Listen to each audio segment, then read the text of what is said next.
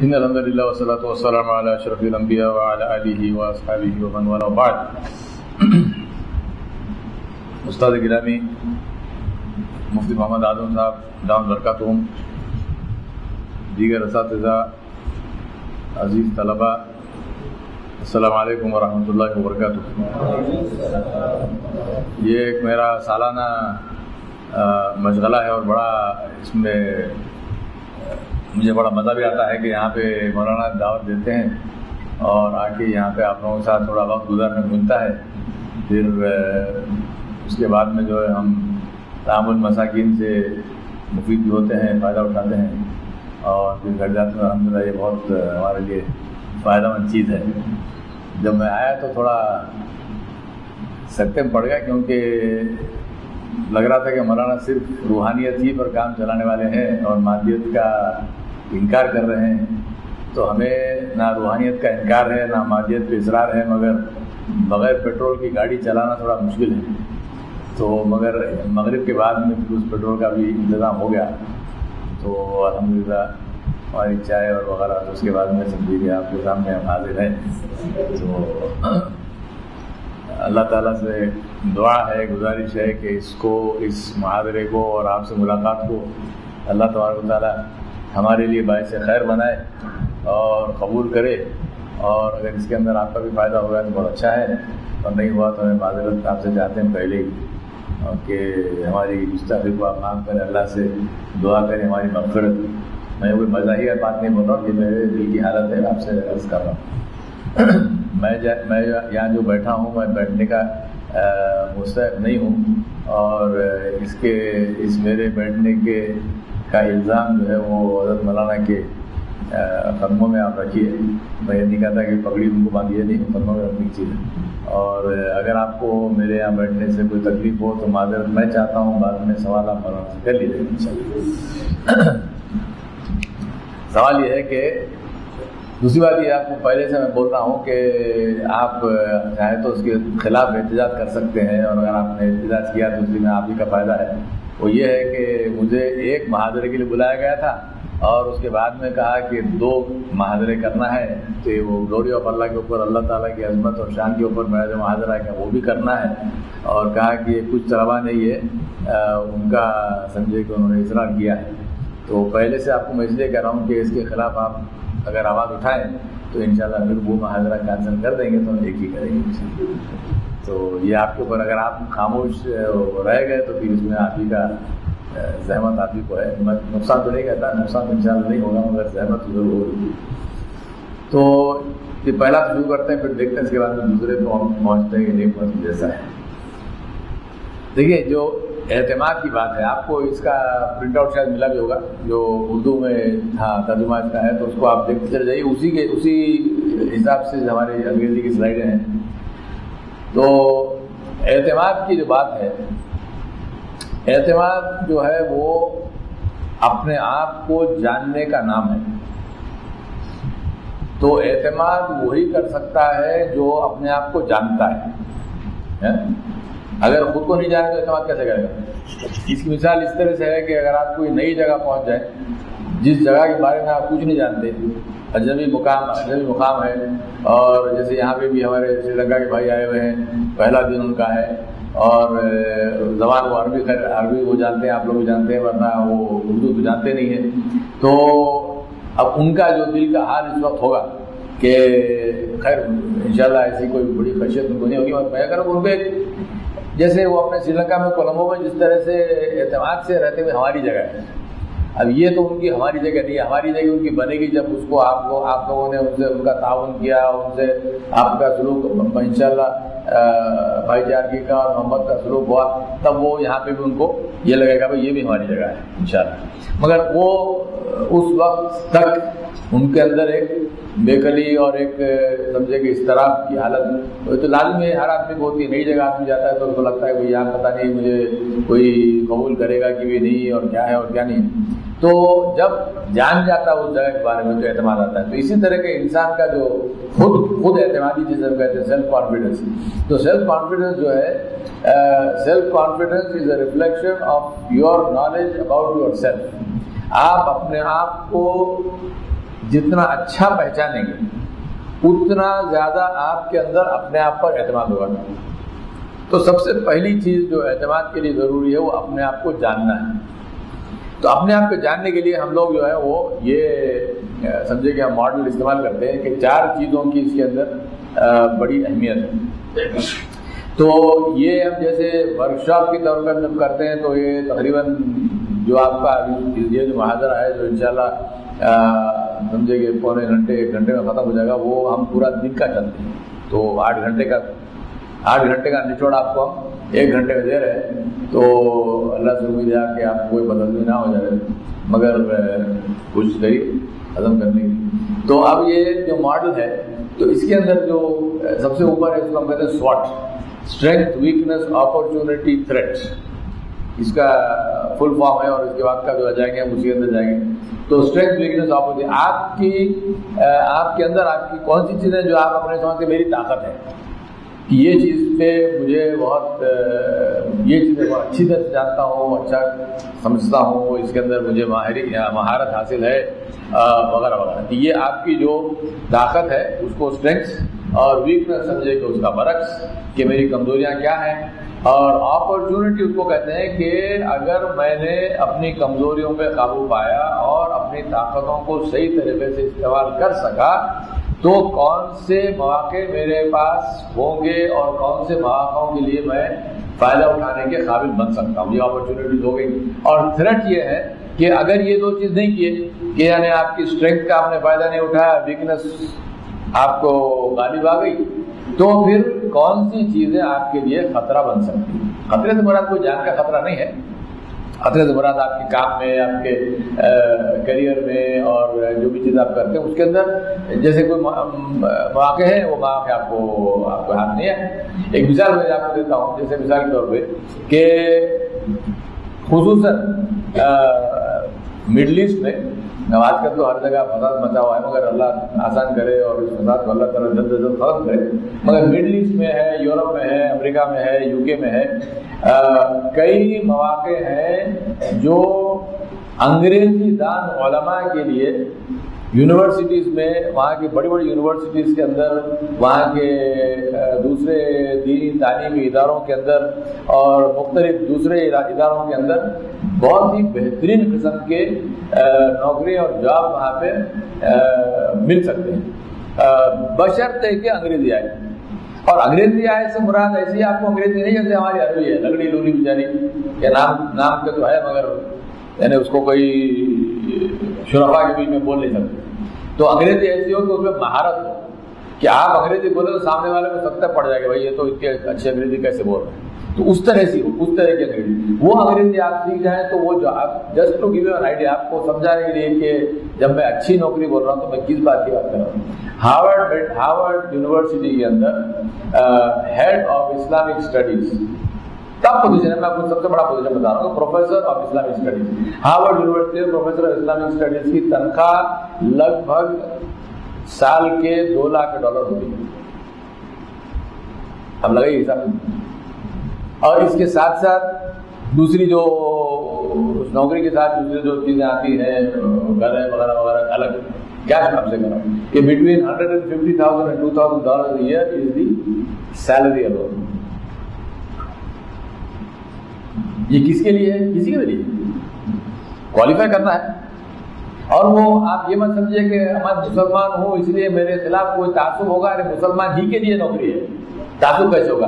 Head of Islamic studies ہے. رنج کی بات یہ ہے کہ آج ہارورڈ میں head of Islamic studies Christian ہے. اس سے پہلے یہودی تھے. دونوں لوگوں نے بھی میریان شمیل تھی اس کے پہلے, اب I think it is Armstrong, مگر دونوں نے بھی سیرت پہ بہت اچھی کتابیں لکھی. عربی کی مہارت ان کے اندر, انگریزی تو خیر ہے ہی ملک کے تو انگریزی, اور سیرت پہ بڑی اچھی کتاب لکھی ہے. حضور صلی اللہ علیہ وسلم کی سیرت کی اگر آپ کو کچھ اچھی کتاب پڑھنا ہے تو ان کی کتاب پڑھ سکتے ہیں. انگریزی میں بہت اچھی کتاب ہے, اس میں کوئی مسئلہ نہیں, بہت بڑی اچھی کتاب ہے. میں نے وہ سب ہم نے پڑھا ہے کتاب. مگر میرا سوال آپ سے یہ ہے کہ آپ اتنے علماء موجود ہونے کے باوجود اگر دنیا کی کسی بھی یونیورسٹی میں غیر مسلم اگر اسلامک اسٹڈیز پڑھا رہا ہے تو یہ ہمارے لیے عزت کی بات ہے کہ شرم کی بات ہے؟ اچھا، اس کا ڈینجر کیا میں آپ کو بتاتا ہوں. اس کا ڈینجر یہ ہے کہ ہم جب میں امریکہ میں رہتا تھا تو ہمارا جو گشت، دوسرا جو گشت تھا جماعت میں، تو انتقالی جولہ اس کو کہتے تھے. تو مین جولہ، ہمارا مین گشت جمعرات کے دن ہوتا تھا اور انتقالی جولہ وہ ہوتا تھا ہفتے کے دن. تو ایک بار ہم گئے تو وہاں پہ بچے جو ہے وہ ویسے مسلم ایسوسیشن کے بچے وہ جمع ہوتے تھے. تو وہاں جا کے مطلب گیسٹ بات ہوئی، وہاں دین اور ایمان کی بات ہوئی، پھر وہاں سے نماز ہوئی وغیرہ وغیرہ. تو وہاں جب ہم گئے تو اس میں ایک طالب علم تھے، وہ جو بڑے، ان کی شکل سے لگ رہا تھا کہ یہ تو بڑے کچھ پریشان لگ رہے تھے. تو میں جانتا تھا اچھے سے، میں بھائی آج کیا ہے تمہارا، شکل کچھ عجیب لگ رہی ہے. تو کہا کہ تو ہمارے جو اسلامک اسٹڈیز کے پروفیسر ہیں انہوں نے ہمیں ایک عجیب سکتے میں ڈال دیا. میں بڑے الجھن پڑ گیا ہوں اور مجھے سمجھ نہیں آ رہا کیا بات. بولا کیا اس آدمی نے؟ تو اس آدمی نے کہا کہ جتنی احادیث قدسیہ ہے ساری موضوع ہے. کیا بولا؟ حدیث قدسی جو ہے وہ موضوع ہے، فیبریکیٹڈ، جھوٹی، اور ساری احادیث قدسیہ چیز ہی نہیں. اچھا، میں نے کہا بڑی عجیب و غریب بات ہے، کیا وہ کچھ دلیل بتائی؟ ہاں بھائی بتائیں. کیا دلیل بتائی؟ کہا کہ اگر اللہ کا کلام ہوتا تو قرآن میں ہوتا. اگر اللہ کا کلام ہوتا، اگر اللہ نے یہ کہا ہوتا تو قرآن میں ہوتا. تو حدیث قدسی کا کیا سوال ہے؟ اب اس کا جواب مجھے بھی آتا ہے، آپ کو بھی آتا ہے، اور اس کو تو نہیں آتا نا. تو میں نے دوسرا سوال، میں نے کہا تمہارے پروفیسر کا نام کیا ہے؟ اور اس نے کرسچن نام بتایا. تب یہ سوچئے کہ میں یہ نہیں کہتا کہ ہر آدمی کے اندر یہ اس قسم کا کوئی کھوٹ ہوتا ہے. میں کہتا ہوں کہ یہ بھی ضرور آپ مان کے چلیے کہ کئی لوگوں میں یہ کھوٹ ہوتا ہے کہ اسلامک اسٹڈیز تو پڑھائے گا کیونکہ اس کی نوکری ہے اور وہ کوالیفائی کر کے آتے ہیں. ایسی بات نہیں ہے کہ کوئی دشمنوں کو پکڑ کے بٹھاتا ہے، وہ اس کی کوالیفیکیشن ہے. اس نے اسلامک اسٹڈیز میں پی ایچ ڈی کیا ہے، کتابیں لکھی ہے اور عربی کا ماہر ہے اور انگریزی تو جانتا ہی ہے، سب چیز ہے. مگر ان کا ایک مقصد یہ بھی ہوتا ہے کہ جو مسلمان ان کے سامنے آتا ہے تو اس مسلمان کے دل کے اندر، اس کے دماغ کے اندر اس کو اسلام سے ہٹایا نہیں بھی جا سکے تو اس کو ایک چکر میں تو ڈال دیا جائے کہ وہ اس چکر میں پھنسا رہے.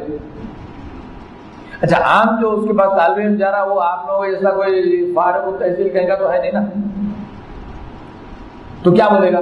اب آپ یہ سوال کسی سے بھی کریے، میں آپ کو یہ سوال احادیث قدسیہ کیسے صحیح ہو سکتی ہے، حدیث قدسی موضوع ہونا لازم ہے اس وجہ سے کہ وہ قرآن میں نہیں ہے. یہ سوال آپ عام آدمی سے کریے ہندوستان حیدرآباد کا، وہ بھی 75 پڑ جائے گا. ہوگا کہ نہیں؟ اس لیے ضروری ہے کہ آپ لوگ جانیں، اس لیے ضروری ہے کہ اسلام پڑھانے والا مسلمان ہو. اور بڑے رنج کی اور بڑے عجیب و غریب یہ بات ہے کہ آپ یہ دیکھیں گے کہ کسی دوسرے مذہب میں یہ چیز نہیں ہے. کیونکہ یہاں پہ یونیورسٹیز میں صرف اسلامک اسٹڈیز نہیں، ہر اسٹڈی، کرسچن اسٹڈیز بھی ہے، جو اسٹڈیز بھی ہے، ہندو کے بھی، ہندوؤں کے مذہب کے پڑھانے والے بھی ہیں، سب کو ہر مذہب کا پڑھانے والا اس مذہب والا ہے سوائے اسلام. میں یہ نہیں کہتا کہیں مسلمان نہیں ہے، مسلمان الحمدللہ اچھے اساتذہ بھی ہیں، مگر کئی جگہ اور خصوصاً جیسی ہارورڈ کی جیسی جگہ جو کہ تقریباً سمجھے آپ اس کو کہا جا سکتا ہے کہ سب سے اہم اور بڑی یونیورسٹی دنیا کی، صرف امریکہ کی نہیں. اور اسلامک اسٹڈیز کا for the second time, second consecutive session. اچھا، a tenured professor will not leave that position until they retire or die. تو ایک آ گیا تو سمجھے کہ 20-30 سال تک وہی رہے گا. اس لیے سیکھنا سکھانا بہت ضروری ہے یہ چیزوں کا. انگریزی زبان ایک زمانے میں آپ کے پاس، ہمارے پاس دشمن کی زبان تھی، اور اس لیے ہمارے پاس خصوصاً ہندوستان کے اندر، بر صغیر کے اندر انگریزی سے ہم کو بڑا الرجی ہوا کرتی تھی. کیونکہ جس زمانے میں ہماری آزادی کی جنگ ہو رہی تھی تو ہمارے بڑوں نے بھی کہا کہ صاحب دشمن کی زبان ہم نہیں سیکھیں گے، ہم نہیں بولیں گے. ہمارے گھروں میں بھی کہ ہماری مجال کی ہم، حالانکہ والد بھی انگریزی جانتے تھے اور والدہ جانتی تھی، بولتی نہیں تھی، ہمارے نانا دادا وغیرہ سب انگریزی جانتے تھے، مگر ہماری مجال اگر انگریزی میں دادا سے، والدہ سے، والد سے انگریزی میں اگر ایک لفظ ہم نے بول دیا تو جوتے پڑتے تھے. میرا بدتمیز انگریزی میں بولتا ہے، حالانکہ زبان پہ آپ سوال آپ کہتے ہیں آپ نے ہم کو انگریزی بولا نہیں تو ہم کو انگریزی میڈیم اسکول بھیجا کیوں سیکھنے کے لیے؟ نہیں، وہ صحیح ہے کہ وہ باہر کی زبان ہے، گھر کے اندر نہیں، گھر میں اردو بولی جائے گی. ایک عزت تھی اردو کو. اب آپ کو ہم کو اللہ معاف کرے، وہ زمانہ گیا. اب انگریزی ساری دنیا کی زبان ہے. ہم جس مسجد میں امامت کرتے ہیں، مولانا اس مسجد میں آتے بھی ہیں، خطابت بھی کرتے ہیں اور تراویح وغیرہ ساری ذمہ داری الحمدللہ مولانا کی ہے. اس مسجد میں سارے مسلمان ہی ہیں، مگر اکثریت، میں یہ نہیں کہتا کہ ہر آدمی، اکثریت اور خصوصاً جو آپ کی عمر کے جو لڑکے ہیں، اور وہاں پہ ہمارے پاس خواتین کا بھی انتظام ہے، تو آپ کی عمر کے جو لڑکے لڑکیاں ہیں اور باقیوں میں بھی اکثریت وہ ہے جو کہ مسلمان گھروں میں پیدا ہوئے ہیں، حیدرآبادی ہیں، شیروانی پہنتے ہیں، بریانی کھاتے ہیں، مگر اردو سے دور دور کا ان کو کوئی تعلق نہیں. اردو میں آپ ان کو تقریر کریے تو ان کے عاداتوں سے ان کے سر پہ جاتی ہے. وہ مولانا کی تقریر کو اس لیے وہاں پہ بڑی سمجھے کہ وہ پسند کرتے ہیں کیونکہ بالکل ہی ایک سمپل بڑی آسان اردو میں مولانا بولتے ہیں. میں کبھی وہاں ہم دوسرے علماء کو بھی دعوت دیتے ہیں، وہ آتے ہیں اور وہ اگر ہم بیٹھ کے بڑا مزہ لیتے ہیں اردو سنتے ہیں، ماشاء اللہ کیا بہترین اردو ہے. اب بازو بڑا بول والا ہے صاحب گیا سر کے پڑتے پتا نہیں کیا بولا مولانا. مولانا سلمان صاحب آئے تھے ایک بار ندوے سے، آپ جناب جانتے ہیں مولانا سلمان صاحب کی زبان کتنی خوبصورت ہے، ہم تو بڑا مزہ اٹھایا. اور ہم لوگوں نے کہا مولانا کیا بول رہے تھے؟ میں نے کہا کہاں سے شروع کروں؟ ان الحمدللہ سے شروع کرو کیا آخر میں والصلاۃ والسلام علی رسول اللہ شروع کرو؟ کیا کریں؟ تو یہ مسئلہ ہے. تو سیکھنا، لہذا زبانیں ساری اللہ کے ہیں، کوئی زبان کو کسی پہ سبقت نہیں سوائے عربی کے لیے، کیونکہ کلام اللہ کی زبان ہے، اس کے علاوہ تو ساری زبانیں اللہ کی طرف سے ہیں. مطلب ہمارا مقصد جو یہ ہے کہ سامعین کو، ہمارا جو مخاطب ہے وہ بات کو سمجھے. تو اردو میں سمجھتا ہے تو الحمدللہ، نہیں سمجھتا ہے تو انگریزی میں وہ الحمدللہ نہیں، تامل سمجھتا ہے، تامل میں، ملیالم میں، جس بھاشا میں وہ سمجھتا ہے اس کو بات کو سمجھانا مقصد ہے، کسی زبان کا بولنا مقصد نہیں ہے. اور آپ چاہے کسی بھی زبان میں جتنی بھی مہارت آپ رکھتے ہوں گے، سامنے والا اگر نہیں سمجھا تو پھر اس مہارت کا کوئی مطلب ہی نہیں. تو اسی لیے میں آپ سے کہہ رہا ہوں کہ اسٹرینگس میں خصوصاً جو آپ کی جو جس چیزوں پہ آپ کو اعتماد ہے، اس میں انگریزی پہ بہت زیادہ زور دیجیے اور زیادہ سے زیادہ انگریزی سیکھنے کی کوشش کیجیے. کوئی مشکل نہیں ہے، ہماری کون سی مادری زبان ہے، ہم نے بھی سیکھا، مگر جب سیکھا ہے آپ تو پھر آپ کے سمجھے کہ اتنے دروازے. اور میں تو آپ کو صرف ایک معاشی نقطۂ نظر سے میں نے آپ سے کہا کہ بھائی یہ نوکری ہے اور اس کی اتنی تنخواہ ہے، وہ مقصد تھوڑے آپ وہاں جائیں گے. آپ تو جائیں گے کہ اللہ کے دین کے اشاعت کے لیے، اور اللہ آپ کو وہاں پہنچائے بھی اور اللہ آپ سے بڑا کام وہاں پہ لے. مگر یہ چیزوں کے لیے ہم کو اپنے آپ کو تیار کرنا ضروری ہے. تو میں یہ آپ کو اس ضمن کہہ رہا تھا کہ اپرچونیٹیز اور تھریٹس، مواقع کیا ہیں اور جو خطرات کیا ہیں. تو موقع کیا ہے کہ ہم نے اگر یہ اسٹرینتھ لیا تو یہ موقع ہمارے سے کھلتے ہیں، اور تھریٹ یہ ہے کہ موقع تو کھلا مگر ہم اس کا فائدہ نہیں اٹھا سکے اور کوئی اور وہ چیز کو ہمارے ہاتھ سے لے گئے. تو یہ اسٹرینتھ، ویکنس، اپرچونیٹیز، تھریٹس، سوٹ انالیسس کو کہتے ہیں. ابھی تھوڑا آپ سے چھوٹا موٹا کروا بھی دیں گے انشاءاللہ. دوسری چیز کی اہمیت یہ ہے کہ اپنے ماحول کو جانیں. Know your environment. تو ماحول سے اس کو آپ اس طرح سے تصور فرمائیے کہ جیسے کسی بات ہے کانسنٹرک سرکل. تو ایک سرکل ہوا، اس سے بڑا ایک سرکل اس کے آگے، اور پھر اس سے بڑا ایک سرکل آگے. تو یہ چھوٹا سرکل جو ہے وہ بالکل اپنا ماحول، کہ ہمارا خاندان، آپ مدرسے میں تو مدرسے کا ماحول وغیرہ وغیرہ. پھر اس سے بڑا جو ماحول ہے تو یہ سمجھے کہ بستی کا ماحول، اور پھر اس شہر کا ماحول، اور پھر اس صوبے کا ماحول، اور پھر اس ملک کا ماحول، اور پھر ایک عالمی ماحول. تو اس ماحول کے تعلق سے آپ کیا جانتے ہیں اور اعتماد کی بات وہی ہو گئی کہ جتنا اچھا آپ جانتے ہیں اتنا آپ کو اعتماد ہوگا کہ صاحب یہ ماحول کے اندر یہ چیزیں ہیں، یہ کارآمد ہیں، یہ بیکار ہیں، اور ان کے اوپر ہم کو فوکس کرنا ہے، اور ان چیزوں پہ ہم کو فوکس نہیں کرنا ہے، اس میں ہمارا وقت خراب ہوگا، ان چیزوں میں ہمارا فائدہ ہوگا. یہ آپ جان کے چلیں گے تو آپ موقع کا فائدہ اٹھا سکیں گے، ماحول پہ آپ مؤثر ہو سکیں گے، ماحول آپ کے لیے کھلے گا اور ماحول کے اندر آپ کچھ کام کر سکیں گے. اس کے معنی یہ نہیں ہے کہ ہر چیز کے اوپر آپ ماہر ہونا ضروری نہیں ہے، مگر اس ماحول کے اندر، انوائرمنٹ کے اندر کون سی اہم چیزیں ہیں ان کو آپ کو جاننا بہت ضروری ہے.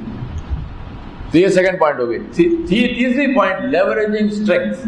لیوریجنگ اسٹرینگتھ کے معنی کہ آپ کی جو قوتیں ہیں اس کا آپ بہتر سے بہتر فائدہ کیسے اٹھا سکتے ہیں، قوتوں کا بہتر سے بہتر فائدہ کیسے اٹھا سکتے ہیں. یہ ایک ہماری قوت ہے. اب اس کا فائدہ آپ اٹھائیں تو اگر آپ اس کو سوچ کے اس کا فائدہ اٹھائیں گے تو اس میں بہت فائدہ ہوگا. تو وہ کس طرح سے ہو سکتا ہے، تو یہ چیز کا جاننا بھی بہت. اس کو لیور اس لیے کہتے ہیں جیسے آپ کو کوئی وزن چیز کو اٹھانا ہے تو آپ کیا کرتے ہیں، اس میں ایک سبل یا کچھ لگا کے اس کا اٹھاتے ہیں، اس کے نیچے ایک چھوٹا سا فلکرم کو کہتے ہیں، یہ لگا کے آپ ایسے اٹھائیں تو کم قوت سے بڑا وزن اٹھتا ہے، اس کو لیور کہتے ہیں. تو اپنی طاقتوں کے تعلق سے کس طرح آپ لیور کر سکتے ہیں، تو آپ کی کیا طاقت ہے اس کو کس طرح لیوریج کر سکتے ہیں. مثال کے طور پہ اگر آپ کو اردو آتی ہے تو آپ ایسی جگہ سمجھے کہ خطابت کی بات چل رہی ہے اگر، تو آپ ایسی جگہ ڈھونڈیں جہاں پہ سارے اردو دان ہیں. آپ کو موقع دیا گیا کہ آپ یہ مسجد میں بولیں گے کہ یہ مسجد میں بولیں گے، کوئی باہر کے ملک میں، تو آپ کیا سوال ان سے کریں گے؟ آپ یہ نہیں دیکھیں گے بڑی مسجد کون سی ہے، نہیں، آپ یہ دیکھیں گے کہ اردو والے کتنے ہیں. مسجد تو بڑی ہے مگر اس میں آدھے تو سمجھتے نہیں بات کو، تو وہاں کیا کریں گے آپ؟ تو آپ کی جو اسٹرینتھ ہے کوئی بہترین اردو بولنے کی، تو وہ اسٹرینتھ بے کار ہوگی. اسٹرینتھ اپنی جگہ ہے، آپ کی جو قوت ہے زبان کے اوپر، آپ کو جو عبور ہے وہ تو اپنی جگہ ہے، مگر سامنے والا سمجھتا ہی نہیں تو اس کا کیا کریں گے، اس کا فائدہ ویسٹ ہو گئی. اسی زبان کو اگر آپ دوسری جگہ لے گئے جہاں پہ جاننے والے ہیں تو پھر آپ کی بات کا بہت بڑا اثر ہوگا. اسی طرح دوسری سے اب جو جتنی ہم اسٹرینتھ ہے اس کو اس طرح سے. اور چوتھی چیز جو ہے وہ اپنے تجربے سے سیکھنا. دیکھیے تجربہ سب کو ہوتا ہے، تجربے کے لیے، تجربہ ہونے کے لیے صرف ایک شرط ہے، وہ یہ ہے کہ آپ زندہ رہیں. مرنے کے بعد تجربہ کر وہ دوسرے قسم کا تجربہ ہوتا ہے، اللہ تعالیٰ وہ سب سے اچھا تجربہ ہمیں کروائے انشاءاللہ، مگر اس میں سیکھنے کا کوئی مقام نہیں ہو تو وہ تجربہ ہوگا جو بھی ہوگا. مگر زندگی کے اندر ہر زندہ آدمی کو تجربہ ہوتا ہے، ہر زندہ چیز کو ہوتا ہے. گائے کو بھی تجربہ ہوتا ہے، بھینس کو بھی ہوتا ہے، کتے کو، بلی کو، سب کو تجربہ ہوتا ہے. مسئلہ یہ کہ تجربے سے آپ نے سیکھا کیا. مشہور واقعہ بیربل کی بلی کا. اکبر بادشاہ کے پاس بیربل صاحب گئے، راجا بیربل کہا کہ سرکار میرے پاس ایک بلی ہے جو دودھ سے ڈرتی ہے. تو اکبر نے کہا بھائی دودھ سے کیسے بلی ڈرتی ہے، بلی تو دودھ چاہتی ہے. نہیں میری بلی تو بس دودھ سے ڈر کے بھاگ جاتی ہے. اچھا، تو انہوں نے کہا ثابت کیجیے. تو بلی کو لے کر آئے اور دودھ لائے اور تشتری میں، اور جیسے دودھ رکھا بلی کو چھوڑا تو بلی دودھ کو دیکھی اور بھاگ گئی. نے کہا باجی بغیر بلی آپ کی ہے، تو یہ کیسے ہوا؟ تو انہوں نے بتایا کہ ہم نے اس بلی کو ایک بار جو ہے وہ گرم دودھ اس کو دیا، وہ ایک دم سے وہ بھوکی تھی تو دودھ میں اسے منہ ڈالا، منہ جل گیا. تو اس کے بعد میں آپ کو بھی اس وقت کوئی بلیوں پہ ظلم کرنے کی تعلیم نہیں دے رہا ہوں، میں کہہ رہا ہوں یہ اس نے کیا کہ تو اب اس کے بعد میں وہ بلی جو ہے وہ، میں سیکھنے کی بات کر رہا ہوں، ایک تجربے سے سیکھنا. تو وہ بلی جو ہے وہ دودھ سے ہی اس نے دودھ کا انکار کر دیا، بھائی دودھ سے جلتا ہے. اب ابھی مجھے بتائیے آپ میں سے کتنے ہیں جنہوں نے کبھی شوق میں چائے یا کافی جو بھی آپ پیتے ہیں گرم کبھی پی کے منہ کسی کا جلا کہ نہیں جلا؟ سب کا ہی جلا. تو کیا آپ نے چائے چھوڑ دی کہ چائے میرے پہ حرام ہے اس کے بعد میں چائے نہیں دوں گا؟ ایسا ہے کیا؟ کیوں نہیں ہے؟ آپ نے کیا سیکھا؟ کیا جلاتی ہے؟ چائے جلاتی ہے گرم. ہاں گرم چائے نہیں جلاتی ہے، دودھ نہیں جلاتا، گرم دودھ جلاتا ہے. تو اگر بلی یہ سیکھتی تو اپنی دھوم اس میں پوچھ ڈالتی، دیکھتی کہ ٹیمپریچر کتنا ہے اور اس کے حساب سے پھر وہ دودھ پیتی ہے.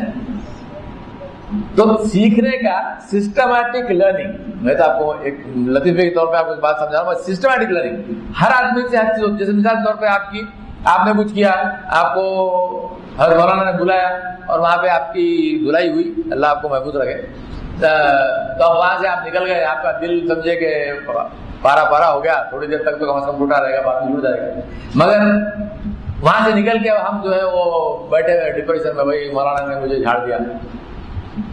چلو ٹھیک ہے, آپ نے کچھ کیا ہوگا, لہذا آپ کو جو سننا پڑا آپ نے سن لیا, مگر اس سے آپ نے سیکھا کیا؟ سیکھا کچھ نہیں, صرف سیکھا یہ کہ آئندہ گٹنا نہیں چاہیے. یہ بھی تو سیکھنے کی چیز ہے کہ ایک تو آدمی کہ غلط کام نہیں کر رہا, دوسرا آدمی کہ غلط کام کر رہا ہے. غلط کام کرنے میں نہیں, پھنسنے سے پرابلم ہوتی ہے. تو کس طرح سے غلط کام کرنے میں مسئلہ نہیں, اس سے بولا غلط کام نہیں کرنا. غلط کام نہیں اگر کرنا ہوتا تو دنیا بڑی اچھی ہوتی. یہ سارے غلط کام کر کے بچ رہے ہیں. میں تو ہمیشہ کہتا ہوں کہ اگر آخرت حقیقت نہیں ہوتی تو انسانیت کو آخرت کا ایک فلسفہ بنانا ہوتا, صرف اپنے آپ کو پاگل ہونے سے بچانے کے لیے. حقیقت نہیں بھی ہوتی تو ایک فلسفہ بنانا پڑتا کہ آخرت کوئی چیز ہے, کیونکہ دنیا میں تو نہیں پھنس رہا ہے. کر کے قتل ایک دو نہیں, لاکھوں کو قتل کر کے آرام کی نیند سو رہا. آپ اور ہم بولتے ہیں دین کیسی آتی, بڑی اچھی آتی ہے اس کو. آپ یہ بالکل اس کے اندر کوئی آپ میں شک ہونے کی ضرورت نہیں ہے, بڑا آرام سے ہوتا ہے. یہ تو اللہ کا کرم, اللہ تبارک تعالیٰ نے آخرت رکھی ہے اور اللہ سے کوئی بچ نہیں سکتا. یہاں بچ بھی جائے وہاں تو پکڑا ہی جائے گا کسی بھی طرح. تو سیکھا, تو سیکھنے کا طریقہ کس طرح سے آپ سیکھتے ہیں, تو سیکھنے کے طریقے کے 4 اس کے سمجھے کہ سٹیپس ہیں. پہلا, جو آپ کے ساتھ ہوا اس پہ آپ غور کریں. کیا ہوا, کیسے ہوا, کیوں کر ہوا. گانا ہے نہیں ایسا کچھ تو یہ اس کے بعد آپ غور کریں. دوسری چیز, دوسرا سٹیپ کیا ہے کہ اس کے برعکس دوسرا میں کیا کر سکتا تھا. جو ہوا وہ ہوا, تو اس کو پہلے. اب اس میں سب سے بڑی چیز دیکھنے کی ہے کہ ہماری سے مراد ہم مسلمانوں کی ایک عمومی بڑی کمزوری یہ ہے کہ ہم اپنی غلطیوں کا اعتراف نہیں کرتے. اللہ کے سامنے توبہ کرتے ہوں گے اللہ عالم, مگر دنیا میں اپنے آپ کے لیے تو ہم کبھی اپنی غلطی کا اعتراف نہیں کرتے. ہم غلطی کو ہمیشہ دوسرے پہ سونپتے ہیں. آپ سے کسی نے پوچھا صاحب آپ کی حالت کیوں پست ہے, ہم کیا کہیں صاحب وہ بی جے پی پنپنے نہیں دیتی, وہ RSS ایسی ہے اور فلانے ہے اور گورنمنٹ ایسی ہے اور یہودی ایسے ہیں, امریکن ایسے ہیں اور فلانے ٹھکانے. ارے صاحب صحیح ہے, مگر آپ کا بھی تو کچھ اس میں ہوگا. نہیں, ہمارا کچھ نہیں. اب کل ہی مجھے کسی صاحب نے بھیجا کہ برہمن جو ہے اس ملک میں, کہا کہ 3% ہے, 3% برہمن ہے. خیر نمبر لوگ بولتے ہیں, ہر نمبر کا کوئی اس کی دلیل جب تک ملے نہیں وہ نمبر پتہ نہیں صحیح ہوتا کہ نہیں ہوتا. بس بہرحال تو انہوں نے مجھے بھیجا کہ 3% برہمن ہے, مگر IAS میں 70% ہیں, ملٹری میں اتنے فیصد ہیں, گورنمنٹ میں پارلیمنٹ میں اتنے فیصد ہیں, اور ججز جو ہیں وہ اتنے فیصد ہیں, اور فلانا اور سب 70 اور 60 اور 80 اور اس طرح کے, اور ملک میں ہے تو صرف 3%. تو کہا ان کی تو بڑی ناانصافی ہے. میں نے کہا اچھا بہت اچھا. میں نے کہا یہ بتائیے کہ جو میرٹ ایگزام ہوتے ہیں, UPSC کے میرٹ ایگزام ہے, IIT کے میرٹ ایگزام ہے, IIM کے میرٹ ایگزام ہے, میڈیکل کالج کے میرٹ ایگزام ہے, وغیرہ وغیرہ, جس کے اندر نام کسی کا نہیں ہوتا, نمبر ہے, جس میں کوئی تعصب کا سوال ہی پیدا نہیں ہوتا کیونکہ نمبر ہے, صرف ہال ٹکٹ نمبر سے وہ پیپر جمتا ہے. میں نے کہا یہ بتائیے کہ ان میرٹ ایگزاموں میں سب سے آگے کون ہوتا ہے, برہمن کیا مسلمان؟ کیا برہمن ہوتا ہے. میں نے کہا ایگزام میں جب پاس ہوگا تو نوکری ملے گی بھائی. آپ تو بیٹھتے بھی نہیں ایگزام کے اندر, اور بیٹھتے تو آپ پھر اس میں کرتے محنت نہیں کرتے ہیں, تو پھر آپ کو کیسے ملے گی؟ تو پھر ان کو دوشی ٹھہرا کے کیا مطلب. میں نے کہا اور بات بولتا ہوں, یہ بتائیے, میں نے کہا یہ بتائیے BJP گورنمنٹ تو آ جائے نا, اس ملک کی تاریخ کو آپ دیکھیے, مغلوں کے زمانے میں کون سی BJP تھی, مگر مغل بادشاہوں کے مشیر کون تھے, برہمن تھے کہ نہیں تھے. حیدرآباد کے نظام تھے میر محبوب علی خان, پرائم منسٹر کون تھے, کشن پرساد. برہمن نہیں تھے, کائز تھے, پھر بھی تو جب بادشاہ حکومت اپنی تائید کی اور اپنے مزاج کی ہوگی تب بھی برہمن اوپر ہے، اور جب بی جے پی RSS کی ہوگی تب بھی برہمن اوپر ہے. اور آپ اور ہم جب بادشاہ مسلمان تھا تب تو ہم خوش تھے، اور جب بادشاہ مسلمان ہٹ گیا تو ہم رو رہے ہیں. تو غلطی کس کی ہے یہ بتاؤ؟ تو اس کے اندر میں کس بات میں کہہ رہا ہوں آپ کو کہ ایکسپیرینس کیا ہے ہمارا ایکسپیرینس کیا ہے؟ ہمارے اوپر زیادتی ہو رہی ہے. میں کہہ رہا ہوں پہلی بات جو حق ہے اس کو اعتراف جب تک آدمی نہیں کرے گا اس کا حل نہیں نکل سکتا. تو حق کیا ہے ہمارے تعلق سے؟ بھائی یہ نہیں کہتا کہ یہ حق کو آپ جا کے سڑک پہ بیان کریں، نہیں، اپنے لیے دوسروں کے ساتھ بولنے کی ضرورت ہے. اپنے لیے ہماری غلطی کیا ہے، ہم میں کمزوری کیا ہے، ہم میں خامی کیا ہے، اس کو ہم غور سے دیکھ لیں. میں آپ کو ایک مثال دیتا ہوں. ہمارے بہت دوست ہیں اور برہمن بھی ہے اور سب کچھ بھی ہے. تو ہمارے ایک دوست تھے، ٹھیک ہے، ابھی بھی ہے، وہ انکم ٹیکس کے آل انڈیا کے انکم ٹیکس کے ہیڈ تھے. تو ریٹائر ہوئے، جین ہے وہ. تو انہوں نے مجھے فون کی، ریٹائر ہو کے حیدرآباد میں آ گئے، وہ یہیں رہتے ہیں اور بڑے گاندھین ہیں، وہ گاندھی جی کے بڑے بھکت ہیں. تو مجھے ایک دن فون کیا، کہا کہ میں 2 بچوں کو آپ کو بھیجنا چاہ رہا ہوں، ان سے آپ تھوڑی گفتگو وغیرہ کریے، آپ سے کچھ بات کریں گے، کچھ سیکھیں گے. تو میں نے کہا ٹھیک ہے ضرور بھیجیے. تو ایک لڑکا ایک لڑکی 2 آئے. تو پہلی چیز انہوں نے کہا کتنے بجے؟ میں نے ٹائم دیا. وہ ٹائم سے 10 منٹ پہلے میرا نوکر ڈرائیور آ کے بولتا صاحب کوئی 2 بچے آئے ہوئے ہیں آپ سے ملنا چاہتے ہیں. میں ٹائم دیکھ رہا ہوں، میں نے کہا اچھا 10 منٹ پہلے آ گیا، بہت اچھا. تو میں نے بلایا، بیٹھ. بولے سر آپ ہم ٹائم پہ آتے باہر ویٹ کرتے ہیں آپ کے لیے. میں نے کہا ٹھیک ہے میں فری ہوں، آ جاؤ. جیسے اندر آئے تو پھولوں کا گلدستہ ہاتھ میں، بولا گلدستہ دیے. ابھی تو سلام علیکم بھی نہیں ہوئی سمجھو. وہ اندر آئے گلدستے کے ساتھ، گلدستہ دیا، بڑا اچھا بیٹھے.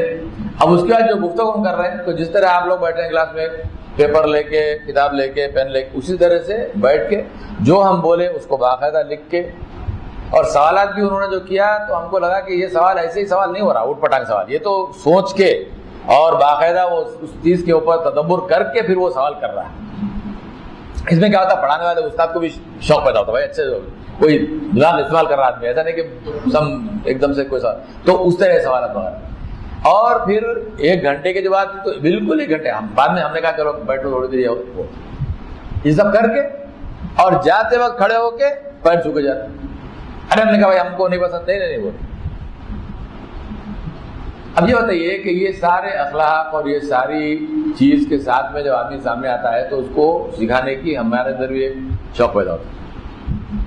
اور اس کے برعکس جو ہے ہمارے لوگوں کا، وہ میں آپ کے ساتھ بیان نہیں کرتا ہوں، کیا بیان کرنے کا آپ بھی جانتے ہیں ہم بھی جانتے ہیں.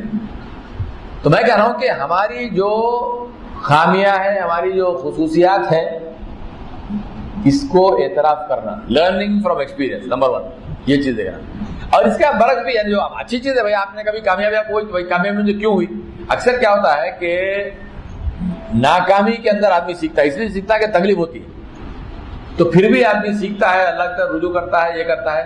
مگر کامیابی کے اندر نہ اللہ کا شکر کرتا ہے اور نہ کوئی کچھ سیکھتا ہے، کیونکہ بڑا خوش ہے، بھائی وہ تو مجھے مل گیا. اسے پوچھو بھائی کیسے ملا، اس کا کچھ ادراک بھی ہے؟ بس مل گیا، کیسے ملا، کیسے بھی ملا. اس میں ہوتا کیا ہے کہ ایک بار مل گیا، دوبارہ اگر کام آیا تو کس طرح کرنا معلوم نہیں، کیونکہ پہلے بھی نہیں سیکھا. تو سیکھنا دونوں طرف، دونوں طریقوں، دونوں صورتوں میں سیکھنا بہت ضروری ہے، کہ کامیابی ہو یا ناکامی ہو گیا. اب اس پہ غور کریں، بھائی یہ تو ہوا، اور میرے پاس کیا کیا چوائسز تھے، میں اور کیا کر سکتا تھا. جو بھی میں نے کیا اس کے برعکس میں نے کیا نہیں کیا جو میں کر سکتا تھا، اس کے بارے میں ہم سوچیں. 2 چیز ہو گئی. تیسری چیز، تو اس سے سبق کیا ملا؟ جیسے بیربل کی بلی کا قصہ، سبق کیا ہے؟ دودھ نہیں جلاتا، ٹیمپریچر جلاتا ہے، گرمی جلاتی ہے. اب یہ سبق کا فائدہ یہ ہے کہ یہ سبق دودھ تک محدود نہیں ہے. جو ڈیٹا ہے وہ ڈیٹا تو اپنی جگہ محدود ہے، جو چیز ہے، مگر اس سے آپ جو اسباق اس میں سے آپ جو نکالتے ہیں تو وہ اسباق ہر جگہ استعمال ہو سکتے ہیں. وہ دودھ پہ بھی استعمال ہوتا ہے، وہ چائے پہ بھی ہوتا ہے، وہ سورج کی گرمی بھی ہوتا ہے ہر چیز پہ کہ وہ سبق آپ نے سیکھا کہ ٹیمپریچر، تو ٹیمپریچر آپ ہر جگہ اس کو استعمال کوئی ٹیمپریچر کا سبق میں نے سیکھا، تو سبق حاصل کرنے میں یہ فائدہ ہے کہ اس کو آپ مختلف جگہ استعمال کر سکتے ہیں۔ اور چوتھی چیز کیا ہے؟ چوتھی چیز یہ ہے کہ یہ جو آپ نے سبق سیکھا اس کو آپ ایکسپیریمنٹ کریں، لگا کے دیکھیں بھائی چلتا ہے کہ نہیں چلتا ہے، ہمارا سبق صحیح ہے کہ نہیں، اور اگر کرنے کے بعد میں پھر آپ کو دوبارہ تجربہ ہوگا تو تجربے میں پھر آپ ایڈجسٹ کریں گے بھائی یہ اس کو اس طرح سے کرنا ہے۔ تو اس میں کیا ہوتا ہے کہ آپ کی جو لرننگ ہے، آپ کی آپ جو سیکھ رہے ہیں وہ پکی ہوتی ہے، پختہ ہوتی ہے، سمجھا نا آپ نے؟ اسے مثال کے طور پہ ایک اور آپ مثال دیتا ہوں، حفظ کرنے کا مسئلہ ہے، یہ قرآن مجید کے حفظ کرنا ہے، تو آپ کر رہے ہیں، اس کے اندر آپ کو کامیابی ہوتی ہے نہیں ہوتی ہے، کبھی کوئی مشکل لگتی ہے، تو کیوں ہو رہا ہے، کیا ہو رہا ہے، اس سے آپ نے ایک اس میں سبق آپ نے اخذ کیا کہ بھائی صبح کے وقت میں جب پڑھتا ہوں تو آسانی زیادہ ہوتا ہے، رات میں زیادہ مشکل ہو جاتی ہے، تو یہ ایک سبق ہوا، اس کو آپ نے ٹرائی کیا، اس طرح سے آپ کا پکا ہوتا ہے، رائٹ؟ اب جائیں گے سوٹ انالیسس کے اندر، اس کے اندر میں آپ کو صرف 5-10 منٹ دوں گا، یہ آپ خود کرنے کی چیز ہے۔ تو اس کے اندر آپ دیکھیں کہ آپ کے حساب سے آپ کی طاقتیں کیا ہے، اسٹرینگس کیا ہے، آپ کی کمزوریاں کیا ہے، اور آپ کے حساب سے آپ کا جو سمجھے کہ ماحول ہے، اس ماحول کے اندر آپ کی اپرچونٹیز کیا ہے، مواقع کیا آپ کے ہیں، اور کون سے خطرات سے آپ دو چار ہو سکتے ہیں اگر آپ نے یہ دو چیزیں نہیں کی۔ تھوڑا سا غور کریے، وہ ہمارے ورک شاپ سیشن کے اندر تو اس پہ 2-3 گھنٹے ہمارے لگتے ہیں، تو اس کی ضرورت نہیں ہے، آپ دیکھیے سوچ کے 1-2 نوٹ کم از کم کر لیجیے کہ آپ کی سب سے بڑی اسٹرینتھ کیا ہے۔ اگر آپ سے میں پوچھوں گا آپ کی سب سے بڑی آپ کی قوت کیا ہے، طاقت کیا ہے، تو اس کو آپ دیکھیے۔ کیا مجھے بہترین چائے بنانا آتا ہے، مذاق نہیں بول رہا ہوں، کسی کی بھی کوئی چیز ہوتی ہے تو بڑی اچھی چیز ہوتی ہے، ایک چیز چھوٹی، آپ اسی کیا اہمیت ہے، وہ جس وقت ضرورت پڑے گی معلوم ہوگا کیا اہمیت ہے۔ میں UK میں لیسٹر میں جماعت میں تھا، تو ہمارے امیر تھے، ان کا نام تھا، گجراتی تھے، تو عبدالرحمان راجہ، تو ہم سے کہتے ہیں آپ راجہ ہم پرجا، تو وہ جو ہے صبح میں مشورے میں بیٹھتے تھے، تو مشورے میں سب بیٹھ گئے، تو کہتے ہیں اچھا بھائی آج خدمت کے لیے کون تیار ہے، تم سب ہاتھ سوال اٹھاتے ہیں، تو وہ کہتے تھے بھائی عبدالرزاق خدمت آج آپ کی ہے، تو پہلا دن ہوا، دوسرا دن ہوا، تیسرا دن ہوا، اور ہر روز وہ ایسے عبدالرزاق کو بولتے تھے جیسے کہ آج ہی عبدالرزاق کا موقع ہے، اس کا نمبر عبدالرزاق آج آپ کی۔ تو 4-6 دن ہوئے تو میں نے کہا حضرت یہ عبدالرزاق کو آپ کی کیا عجیب محبت ہے کہ آپ جو ہے وہ عبدالرزاق ہی کو دیتے ہیں، ہمارا بھی تو کوئی حق ہے کہ خدمت ہم بھی کریں۔ مجھے کہتے ہیں یار صاحب آپ کو روٹی بنانا آتا ہے، تو میں نے کہا مجھے روٹی بنانا تو نہیں آتا مگر میں سیکھ لوں گا۔ میں نے کہا ہاں یہی تو مسئلہ ہے، آپ سیکھیں گے اور ہم تکلیف اٹھائیں گے آپ کی ٹیڑھی بھنگی غلط سلط روٹی سے۔ کہا آپ کو بات کرنا تھا آپ بات کیجئے، اس کو روٹی بنانا تو روٹی بنائے گا، سب آرام سے کھائیں گے، سمجھا؟ خامو کھا کے کیوں جب آپ کی خوبت ہی نہیں ہے، آپ کے اس میں پڑھ رہے ہیں، تو یہ بڑی عقل مندی بات ہے۔ اچھا اس کا سیرت سے بھی اس کے اندر حضور صلی اللہ علیہ وسلم نے جب خالد بن ولید رضی اللہ عنہ آئے مدینے میں تو ان کو آپ صلی اللہ علیہ وسلم نے کون سا کام دیا؟ کتابت کا کام دیا کہ بھائی آپ آج سے وہی جو آئے گی نازل ہوگی اس کو آپ لکھیے، بولا کہ نہیں بولا؟ کیا کام دیا ان کو؟ کیوں دیا؟ کیونکہ وہ کام سب سے بہتر کام جنگ کا، سب سے بہتر کام سپاہ سالار کا کون کر سکتا تھا؟ خالد بن ولید، ان کو وہ کام دیا۔ حسن بن ثابت رضی اللہ عنہ ان کو بولا کہ تم تلوار چلانا سیکھو بھائی، کیا ہے ایسا بھی ہو سکتا ہے کیا تلوار چلانا نہیں آتا؟ بولا کہ نہیں۔ ان سے کیا کہا؟ ان سے کہا کہ آپ کی زبان ہتھیار ہے، آپ کا کلام ہتھیار ہے، کرسی دیا باقاعدہ، عزت دی، اور کہا کہ یہاں بیٹھیے اور کلام کریے۔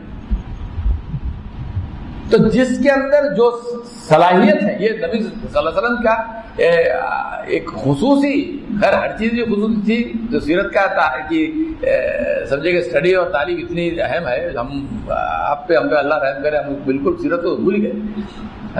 اتفاقاً جو سیرت ہمیں اسباب النزول میں ملتی ہے یا حدیث سے ملتی ہے، اس کے سوا تو سیرت پڑھتے ہی نہیں، بہت غلط چیز ہے۔ سیرت کا تو باقاعدہ، سیرت کا صرف مطالعہ نہیں، سیرت کی تو باقاعدہ اسٹڈی ہونی چاہیے، ایک شعبہ بنا کے، باقی یہ نہیں کہ آپ اسباب النزول میں کچھ آپ نے پڑھ لیا، نہیں، باقاعدہ سیرت کا شعبہ بنا کے کہ حضور اکرم صلی اللہ علیہ وآلہ وسلم کی سیرت سے ہم کیا اسباق حاصل کر سکتے ہیں۔ یقین مانیے آج کی دنیا کے اندر سب سے بڑی اہمیت سیرت کی ہے، اب مسلمان صرف مسلمان نہیں، ہر آدمی کے لیے سیرت کی، مگر وہ ہر آدمی تک بات کون پہنچائے گا؟ آپ اور ہم پہنچائیں گے؟ پروفیٹ آف آور ٹائمز کر کیرن آرمسٹرانگ کی کتاب ہے، اس نے کہا کہ رسول اللہ صلی اللہ علیہ وسلم آج کے دن کے نبی ہیں. کون بول رہی ہے؟ کرسچن عورت. کیرن آرمسٹرانگ کتاب ہے، باقاعدہ سیرت کی بڑی کتاب ہے. وہ کہ آج کے لیے، وہ کہتی آج کے لیے اگر کوئی نبی آنا ہوتا تو محمد صلی اللہ علیہ وسلم وہ صحیح نبی ہے. آج کے زمانے وہ نہیں کہ 5ویں صدی کے، وہ آج کے زمانے میں 20ویں 21ویں صدی کے لیے جو نبی ہونا چاہیے تھا وہ یہ نبی. بڑا افسوس کی بات، ہم نے یہ چیز نہیں کہی، اس نے کہا.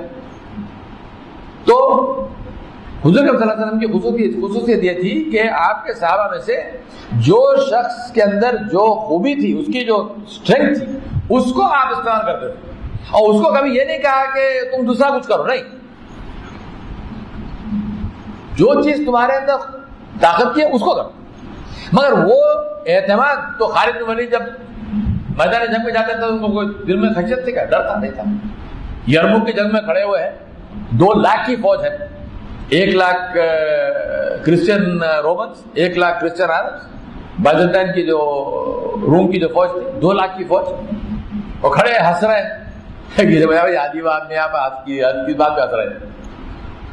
آپ کو ڈر نہیں لگتا کہ بھائی مردوں سے کوئی ڈرتا ہے؟ ارے اور بھی عجیب بات ہے، مردے، یہ تو ساری فوج ہے بھائی 2 لاکھ لوگوں کی ہے، کیا مردے کیا بات؟ تو کہا کہ اللہ کے نبی صلی اللہ علیہ وسلم نے فرمایا کہ جس کے دل کے اندر ایمان نہیں ہے وہ تو مردہ ہے. کہتے ان کے دل میں ایمان کہاں ہے؟ یہ تو مردے ہیں. قبرستان میں آپ چلے جاؤ، وہاں پہ 2 لاکھ قبریں تک ڈریں گے کیا فرق پڑے گا؟ 2 لاکھ رہے، 10 لاکھ رہے، 20 لاکھ رہے، خبر ہے. یہ اعتماد کہاں سے آیا؟ خود اپنے آپ کو جانتے تھے کہ میرے میں کیا صلاحیت ہے، تو یہ اسٹرینتھ ہوئی. اسی طرح ویکنیس، کہ اپنی ویکنیس کیا ہے جاننا ضروری ہے. اسی یہ بات ہے، ویکنیس اس لیے کمزوری اس لیے نہیں کہ وہ کمزوری کو سوچتے سوچتے اپن خود بالکل ڈپریشن میں پڑ جائے. نہیں، جاننا اس لیے ضروری ہے کہ اس سے پہلے تو اس سے اجتماع اس ایریا میں مت جائے جہاں پہ کمزوری ہے، اس کے اجتناب کریں. اور دوسری جو طاقت ہے اس کو کمزوری پر غالب لائیں، تو اس سے بڑا فائدہ ہوتا ہے. تو ذرا آپ کو 10 منٹ دیتا ہوں، تھوڑا آپ نے خود لکھ لیجئے کہ اسٹرینتھ کیا ہے، ویکنیس کیا ہے، اور اپرچونیٹیز تھریٹس آپ نے بھی کہ یہ 2 تو کر لیجیے گا اس میں انشاءاللہ. تو اس پہ اور آپ کام کریں. ابھی اس وقت ہم کو یہاں پہ وقت نہیں ہے، مگر آپ اس کو ذرا غور سے اس پہ جتنا آپ ٹائم اس پہ گزاریں گے اور جتنا آپ اپنے بارے میں سوچیں گے اور احتساب کریں گے اتنا آپ کو انشاءاللہ فائدہ ہوگا. اور تو جیسے مولانا کہا تھا ابھی کہ کمزوریوں کا مطلب یہ نہیں کہ کمزوری سے آپ کو ڈر جائیں، مگر مال جاننا ضروری ہے کہ ہماری صلاحیتیں کیا ہیں اور کمزوری کیا ہے. تو یہ کرنے کے لیے آپ کو جاننے کے لیے 2 سمجھے کہ آپ کے پاس ذرائع ہیں. ایک تو جو ابھی میں آپ سے کہا کہ انٹروسپیکشن، آپ اپنے تعلق سے خود آپ سوچیں، اور اس کے اندر ایک تو آپ دیکھ لیں، پھر اس کے اندر آپ بھی دیکھیں بھائی آگے اپنے آپ کو بہتر بنانے میں یا کمزوریوں پہ قابو پانے میں ہم کیا کرنا چاہیے، اس کا نوٹ آپ کر لیں. دوسرا اس کا جو سورس ہے، دوسرا طریقہ جو آپ کے پاس ہے، ذریعہ ہے، وہ فیڈ بیک، یعنی دوسروں سے آپ رجوع ہو کے تاثرات ان کے لیں. کہ جیسے بھی یہ کلاس ہو رہی ہے، اب اس کلاس کے بارے میں آپ سے تو خیر میں پوچھوں گا ابھی، اور آپ بتائیں گے کہ بھائی اس کلاس میں آپ کو کیا پسند آیا اور کیا نہیں پسند آیا، اور آپ کی رائے میں اس کلاس کو اگر دوبارہ کیا جائے تو اس میں کون سی چیزیں کرنی چاہیے، کچھ نئی چیزیں کرنی چاہیے، کیا کرنا چاہیے، وغیرہ وغیرہ. تو یہ تاثرات سے اپنے کو معلوم ہوتا ہے کہ بھائی آپ کیا کیا آپ نے اور کیا بہتر کر سکتے. تاثرات کے اندر کبھی بھی آدمی کو ذرا بھی تکلف محسوس ہونا نہیں چاہیے، کیونکہ تاثرات کے معنی یہ نہیں ہے کہ اگر آپ نے کسی سے بات کی اور اس نے آپ کہا کہ صاحب یہ آپ کی بات تو بڑا اچھی تھی مگر اس میں آپ کو یہ اگر آپ اضافہ کرتے تو اچھا ہوتا، تو اس کی معنی یہ نہیں ہے کہ وہ آپ کی حجو کر رہا، آپ کی برائی کر رہا. نہیں، وہ تو آپ سے سمجھے کہ آپ کا خیر خواہ ہے تو اسی لیے آپ کو بول رہا.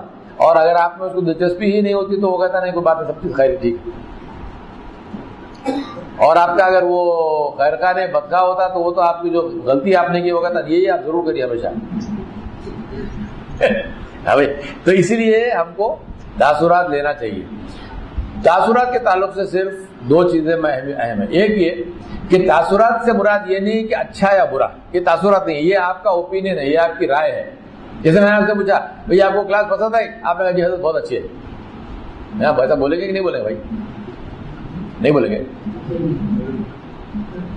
تو اب یہ تاثر ہے کہ یہ اگر آپ نے کہا بہت اچھی کلاس ہے یا آپ نے کہا بالکل گھٹیا کلاس ہے، بالکل بیکار کلاس ہے، دونوں بھی صورتوں میں یہ تاثر ہے یا یہ رائے ہے؟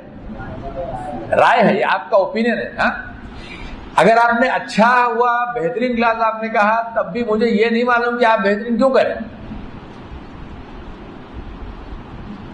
اور اگر آپ نے کہا یہ بالکل بیکار تھی، مجھے بالکل فائدہ نہیں ہوا، تو مجھے یہ بھی معلوم کہ کیوں فائدہ نہیں ہوا. تو اس سے میرا کوئی فائدہ نہیں ہوا، دونوں صورتوں میں میرا کوئی فائدہ. تو تاثر میں کیا کرنا چاہیے کہ ہم کو ڈیٹا پوچھنا چاہیے آدمی. بھائی آپ نے کسی نے کہا آپ نے اپنے بات کی، آپ کا بیان ہم نے سنا بہت اچھا تھا، جزاک اللہ خیر، آپ نے ذرا نوازی کا آپ کا بہت بہت شکریہ. یہ بتائیے میرے بیان میں آپ کو کیا اچھی چیز کیا لگی؟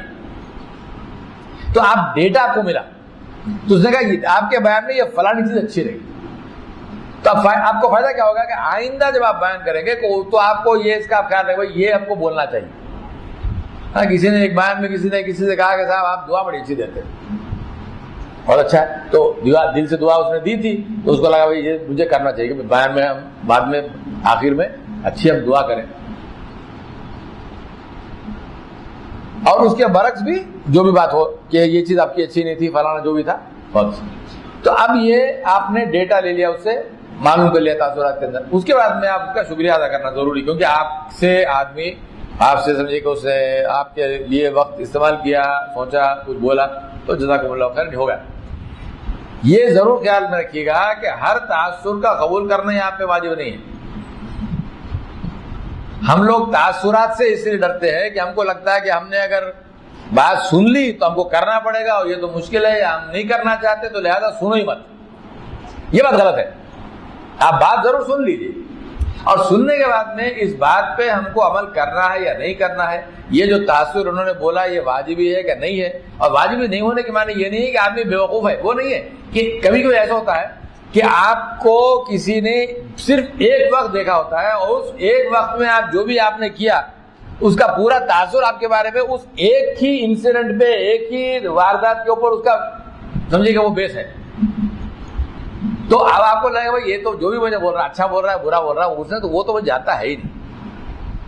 تو اس تاثر پر میں کتنا توجہ دوں، اس کو میں کتنی اہمیت دوں، تو خاص کوئی اہمیت دینے کی ضرورت نہیں. ورنہ برعکس اس کے کہ کوئی آپ کے استاد ہے مثال کے طور پہ، اب آپ کو روز دیکھ رہے ہیں، ہاسپٹل میں دیکھتے ہیں، کلاس میں بھی دیکھتے ہیں، وغیرہ وغیرہ. اب انہوں نے اگر کوئی بات کہی آپ کو تو آپ کو بڑا غور سے سننا چاہیے، کیونکہ مولانا جانتے ہیں ہمیں. تو جاننے والے کے بولنے میں اور جس آدمی نے ایک بار کسی نے کوئی سن لی، تو اس کے بولنے میں زمین آسمان کا فرق ہے. مگر سننا دونوں کی بات چاہیے. تو تاثر سن لیں، اس سے ڈیٹا لے لیں کہ آپ یہ جو کہہ رہے ہیں، اور اچھا ہوا ہے جو ہو. اب جزاک اللہ خیر، آپ نے بتایا، آپ نے بتایا اس میں آپ نے کیوں کہا، سن لیے، شکریہ ادا کر دیا. اس کے بعد میں اس پہ آپ غور کریں کہ بھئی یہ جو بات ہے اس میں سے مجھے کیا اخذ کرنا ہے، اور اس کو آپ نوٹ کر لیں. میں بڑا نوٹ کرنے کا میں بڑا قائل ہوں. ہر چیز کو لکھنا بہت ضروری ہے، اور آپ لکھتے جائیں گے تو آپ دیکھیں گے کہ آپ بہت فائدہ ہوگا. لکھیں گے آپ تو بہت فائدہ ہوگا. تو لکھتے چلے جائیں، اور بعد میں جیسے آپ کو موقع ملتا ہے تو پھر وقتاً فوقتاً جیسے آپ کو ٹائم ملتا ہے کوئی فرصت میں، وہ آپ کی کتاب کو پھر آپ نے یا کمپیوٹر پر لکھا جو بھی ہے، پھر اس کو دوبارہ تھوڑا سا دہرانے میں دیکھیں کہ کیا لکھا تھا، کیا تھا، واردات کیا ہوئی تھی، کیا انسیڈنٹ تھا، کیا واقعہ تھا، کیا تھا. تو اس میں آپ کا بڑا فائدہ ہوگا، کیونکہ آدمی سوچنے میں، سمجھنے میں. کیونکہ ہمارا کیا ہے کہ ہم سمجھتے ہیں کہ ہمارا حافظہ بہت اچھا ہے، حافظہ اچھا بھی ہوتا ہے. آپ لوگ تو نوجوان ہیں، ہم تو بہت بھول جاتے ہیں، مگر آپ لوگ نوجوان ہیں، حافظہ اچھا ہوتا بھی ہے. مگر جتنا بھی حافظہ اچھا ہو، اس کے اندر مختلف واقعے وغیرہ وہ سمجھے کہ بالکل کھچڑی بنتا ہے کبھی کبھی. تو کہیں کی چیز کہیں اور کچھ تو یاد نہیں رہتے چیز برابر. اس کے اندر سمجھ لکھا آدمی لکھ دے تو پھر اس کا پکا ہو جاتا ہے، بھائی لکھ گیا ہے، کچھ چیز لکھی ہوئی ہے. اب اس کو آپ دوبارہ دیکھیں گے تو اس کو آپ کو بہت فائدہ پڑے گا. تو لکھنے کی اجازت ضرور ڈالیے گا کہ ہر چیز آپ لکھیں تو اس میں بڑا فائدہ ہوتا ہے. اس سے بہت سمجھے کہ تقویت حاصل ہوتی ہے کام کرنا. تو آپ نے کیا کیا کہ ایک تو آپ نے اپنا SWOT انالیسس کیا کہ بھائی میری صلاحیت کیا ہے اور کمزوریاں کیا ہے وغیرہ. دوسرا اس کا ایک طریقہ ہم نے بتایا کہ ایک تو انٹروسپیکشن جو آپ نے کیا، اور دوسرا تاثرات آپ لیں، اور تاثرات ان لوگوں سے لیں جو کہ آپ کو اچھا جانتے ہیں، کہ آپ کے ساتھ والے طلباء ہیں، اساتذہ ہیں، ماں باپ ہیں، اور گھر والے، خانہ والے وغیرہ، ان سے تاثرات ضرور لیں۔ تیسری چیز یہ آپ جانیں کہ صلاحیت اپنی جگہ ہے، اور صلاحیت کے ساتھ اس صلاحیت کے اندر آپ کو مہارت ہے۔ جیسے کسی آدمی کی آواز اچھی ہوتی ہے، اللہ کی دین، تو بہت اچھی خوبصورت آواز ہوتی ہے، تو صلاحیت اس کی ہے کہ بہترین قاری بن سکتا ہے، مگر اس نے نہ تو تجوید سیکھا، نہ تو اس نے قرآن مجید پڑھنا صحیح طریقے سے سیکھا، نہ تو اس نے قرأت سیکھا، نہ قرأت کے اس کو کوئی اصول جانتا ہے اس کے تو وہ قاری بن سکتا ہے؟ پڑھ لے گا، یہ بات ضرور ہے، قرآن تلاوت کر بھی لے گا، اور غلط نہیں بھی کرے گا، صحیح بھی کرے گا، تو اور عام آدمی جو ہے جس کی آواز سمجھے کہ بالکل بے سرا ہے، اس سے تو اچھا ہی پڑے گا، مگر آپ جو ہے یہ نہیں بول سکتے کہ یہ آپ تو آپ کہیں گے صاحب دیکھو اس کے اندر اتنی اچھی صلاحیت ہے، یہ دنیا کا سب سے بہترین قاری بن سکتا ہے، مگر محنت نہیں کرتا، اس کے اوپر محنت نہیں کرتا۔ تو محنت کرنا بہت ضروری ہے۔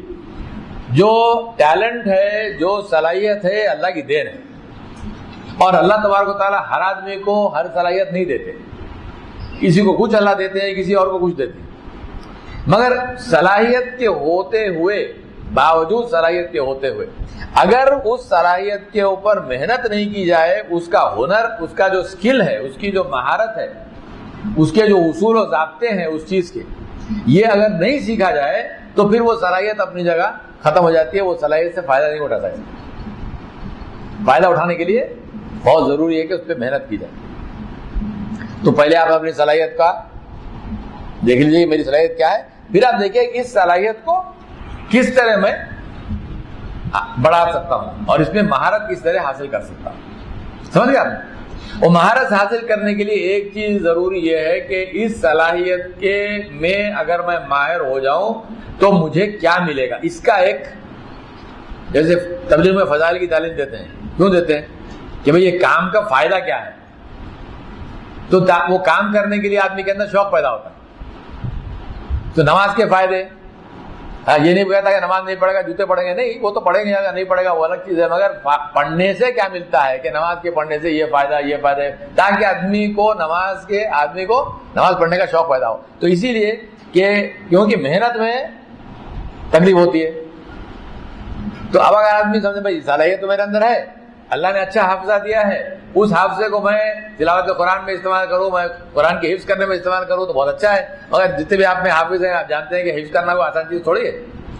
میں ہمیشہ کرتا ہوں، جو بھی بچہ بڑی عمر میں الگ چیز ہے، مگر جو بچے حافظ ہوتے ہیں تو یہ تو ماں باپ کا کمال ہے۔ کوئی بچہ اپنی خود شوق سے حافظ نہیں ہوتا، وہ بیچارے کو اتنا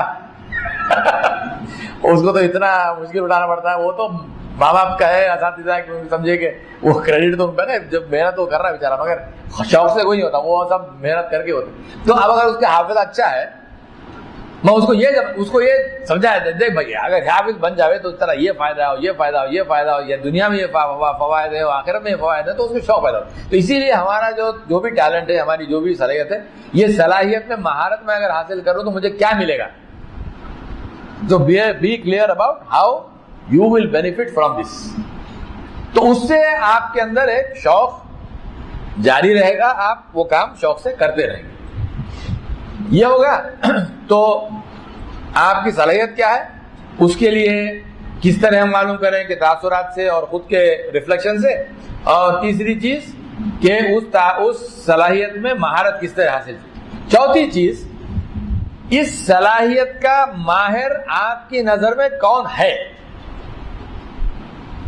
جیسے مثال کے طور پہ آپ نے کہا تھا مجھے اللہ نے بات کرنے کا ایک صلاحیت آپ کو اللہ نے عنایت کی کہ آپ اچھی بات کر سکتے ہیں، بیان آپ اچھا کر سکتے ہیں، اور آپ کو اللہ تبارک و تعالیٰ نے اردو اور عربی کا اس کے اندر شعور بھی دیا ہے، اردو عربی کی آپ کو جانکاری بھی ہے، آپ کو اردو اور زبان پہ اور عربی زبان پہ آپ کو عبور بھی حاصل ہے۔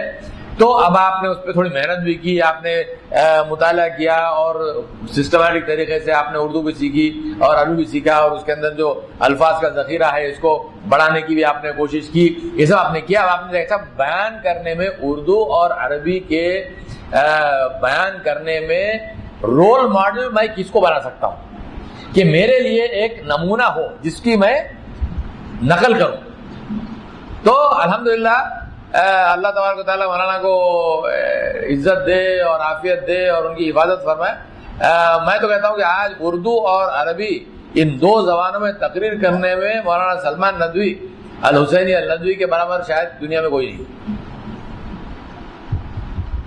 ایک چیز کے اوپر 8-8 10-10 الفاظ مولانا استعمال کرتے ہیں. تو اب آپ نے کہا کہ بھائی یہ میرے رول ماڈل ہے کہ تقریر کرنے میں میں مولانا سلمان ندوی کے جیسے تقریر میں کر سکوں, یہ میرا معیار ہے, یہ میرے رول ماڈل ہے. تو اب آپ یہ کرنا چاہیے کہ ان کے بارے میں آپ دریافت کریں بھائی سلمان ندوی ہے کون, یہ کہاں کے ہیں, کیسے ہیں, ان کی تعلیم کہاں سے ہوئی, اور یہ بچپنے میں اور یہ جب تعلیم حاصل کر رہے تھے تو کون سے ان کے اطراف کون تھے, ان کے اثرات کیسے پڑے, اور کون سی کتابوں کا انہوں نے مطالعہ کیا اور کیا نہیں کیا. تو اس سے آپ کو پتا لگے گا کہ آپ کو اگر سلمان ندوی دامت برکاتہم کے جیسی تقریر کرنے کا اگر آپ چاہتے ہیں کہ میں کروں تو آپ کو مجھے کیا کیا کرنا چاہیے. اس سے جو سلمان ندوی کی اور میرے درمیان کا جو گیپ ہے یہ گیپ پتا لگے گا. یہ گیپ اتنا ہے کہ پوری خلیج بحر ہے یا کیا ہے یہ پتا لگے. خلیج ہو تو مطلب پرابلم نہیں, کشتی مل جائے تو پہنچ جاتے دوسری طرف, تو ڈرنے کی بات نہیں. اور میں کہہ رہا ہوں کہ اس سے معلوم ہو کہ اگر منزل کیا ہے اور منزل تک پہنچنے کے لیے ہمیں کیا کرنا ہے. لیکن صرف دل میں خواہش ہونے سے کچھ نہیں ہوتا. خواہش اپنی جگہ ضروری ہے, مگر خواہش کو پوری کرنا ہے تو پھر اس میں محنت کرنی پڑتی ہے. اور محنت کرنے کے لیے میں جو آپ کو بتا رہا ہوں یہ کوئی بالکل سمجھے کہ کلیئر چیزیں ہیں کہ انشاءاللہ آپ کو سمجھ میں آئے گا کہ آخر کرنا کیا ہے. تو آپ نے ایک رول ماڈل پکڑا کہ مجھے اس طرح بننا ہے تو میں کیا کروں. اب اس کے اندر جتنا آپ کو ہو سکے, اور میں نے مولانا کا نام اس لیے ہے کہ آپ بھی ان کو جانتے ہیں, ہم ان کو جانتے ہیں, اور یہ ضروری نہیں ہے کہ آپ جاننا رول ماڈل کا کسی کا بھی ہو سکتا ہے. اور سب سے بہتر رول ماڈل تو ہمارے لیے اللہ تبارک و تعالیٰ نے خود اللہ نے بتایا لقد کان لکم فی رسول اللہ اسوۃ حسنہ. اللہ نے کیوں کہا, اس لیے کہا کہ رول ماڈل بنا کے چلو میرے نبی کو, محمد صلی اللہ علیہ وسلم کے جیسے بننے کی کوشش کرو.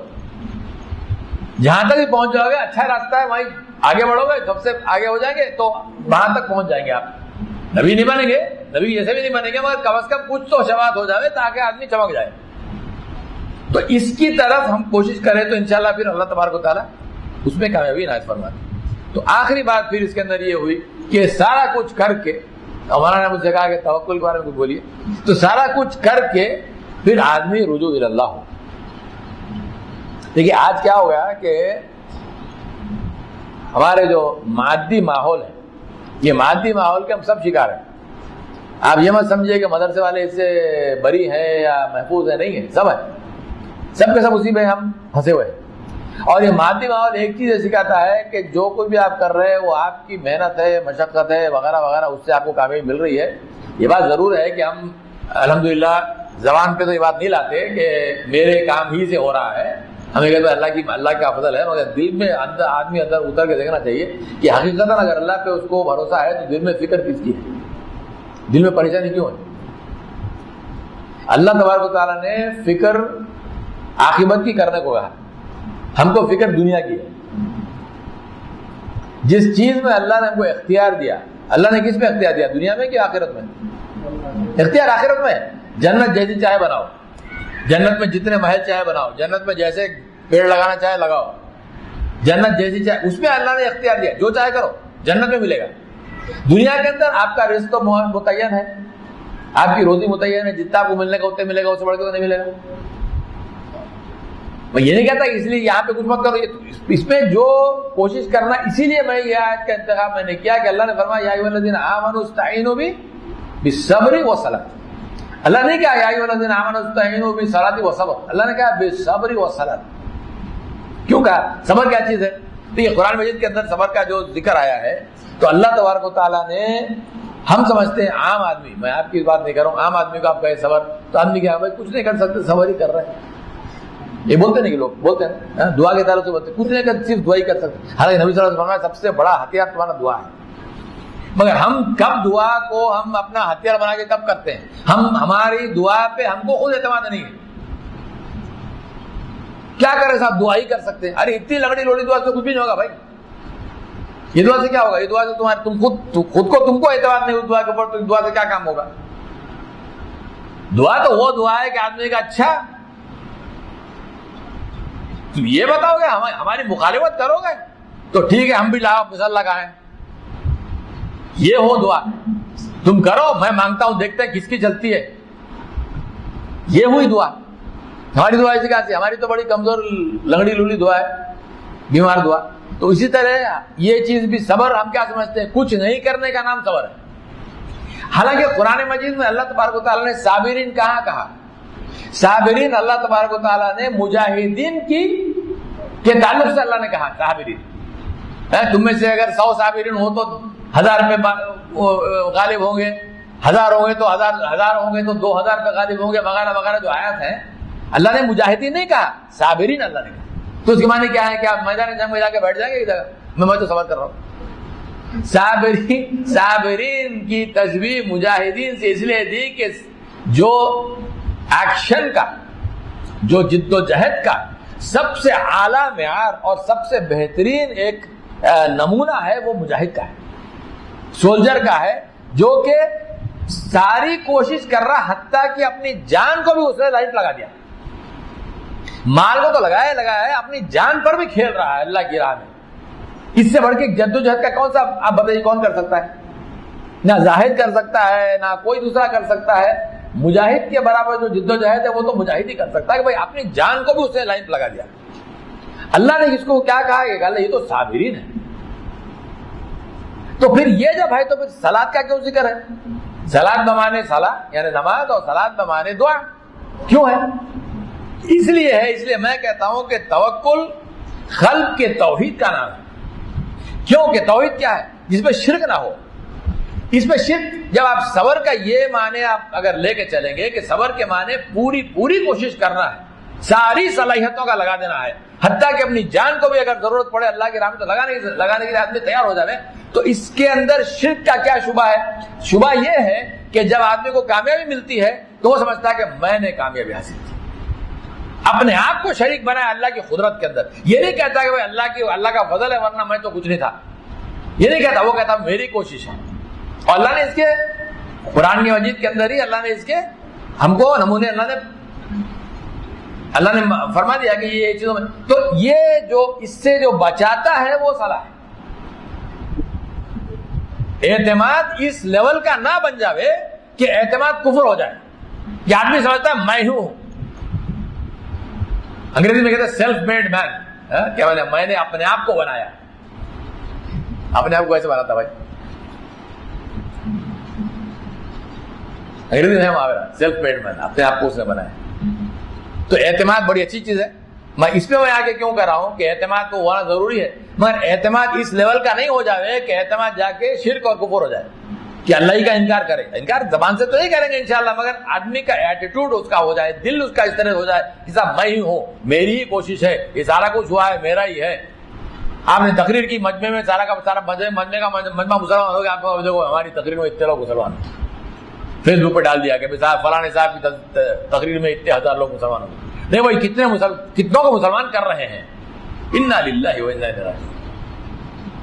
جبکہ اپنے حبیب کے بارے میں آپ نے فرمایا جل جلالہ نے کہ لا تہدی من احببت. تم کس کو ہدایت دو گے یار؟ میں کس کو ہدایت دوں گا؟ حضور اکرم صلی اللہ علیہ وسلم کے بارے میں اللہ تبارک و تعالیٰ نے فرمایا لا تہدی من احببت ولکن اللہ یہدی من یشاء. آپ کہتے ہیں میں مسلمان کر رہا ہوں. اچھا، آپ اپنے ایمان کو برقرار رکھ لو، یہ بڑی چیز ہے. دوسرے کو کیا مسلمان کریں گے آپ؟ تو کوشش کرنے کے بعد میں جو دعا کا مسئلہ ہے یہ ہے توکل. تو توکل دل کے توحید کا نام ہے. اس کی سب سے بہترین مثال جنگ بدر کی مثال ہے کہ آپ صلی اللہ علیہ وسلم تو یہ اگر چاہتے، اور ہمارا اور آپ کا یہ عقیدہ ہے اور پورا یقین و ایمان ہے کہ آپ اگر چاہتے تو مسجد نبوی میں بیٹھے بیٹھے دعا کرتے کہ اے اللہ ابو سفیان کے کاروان کو لا کے یہاں کھڑا کر دیجیے. تو اللہ کرتے؟ نہیں کرتے. مگر نہیں کیا. کیا کیا؟ خود گئے. لوگوں کو بھیجتے؟ نہیں بھیجا، خود گئے. خود گئے وہاں پہ جتنے بھی انتظامات کرنے کے تھے سارے انتظامات آپ نے پورے کیے، پوری کوشش آپ نے کی، اپنی جان کو بھی ہلاکت کے سامنے اور ہلاکت کے میدان میں آپ نے لا کے پیش کر دیا۔ سب کچھ کرنے کے بعد میں آپ کھڑے ہو گئے اور کہا کہ اللہ اگر یہ ختم ہو گئے تو تیرا نام لینے والا کوئی نہیں رہے گا۔ تو کیا ہو رہا وہاں پہ؟ اپنی کوشش ہم نے پوری کی مگر اعتماد تو تیرے پہ ہے، کوشش میں نہیں۔ اچھا کوشش کیوں کی بھائی؟ وہ تو تیرے کو راضی کرنے کے لیے، وہ تو تیرا حکم ہے۔ وَأَلَّيْسَ لِلْإِنسَانِ إِلَّا مَا سَعَىٰ، تیرا حکم ہے۔ اس لیے نہیں کیا کہ کوشش سے ہم دیکھتے ہیں۔ دیکھیے ہمارے تبلیغ میں اکابرین کہتے تھے کہ چیز کا، کام کا ایک جگہ سے ہوتے ہوئے، بنتے ہوئے، دیکھتے ہوئے یہ جانے کہ وہاں سے نہیں ہو رہا، اللہ کرا رہا۔ کس کے معنی تو دکان سے نہیں ہوتا۔ اور علیہ رحمۃ اللہ سے کسی نے پوچھا کہ خالی نماز آپ بولتے ہیں، خالی نماز سے کیا ہوتا؟ انہوں نے کہا خالی نماز سے کچھ نہیں ہوتا، جیسے خالی دکان سے کچھ نہیں ہوتا، جیسے خالی بندوق سے کچھ نہیں ہوتا۔ بندوق میں گولی ڈالنا پڑتا ہے، دکان میں سامان رکھنا پڑتا ہے، نماز کے اندر کیفیت لانا پڑتا، تب ہوتا ہے۔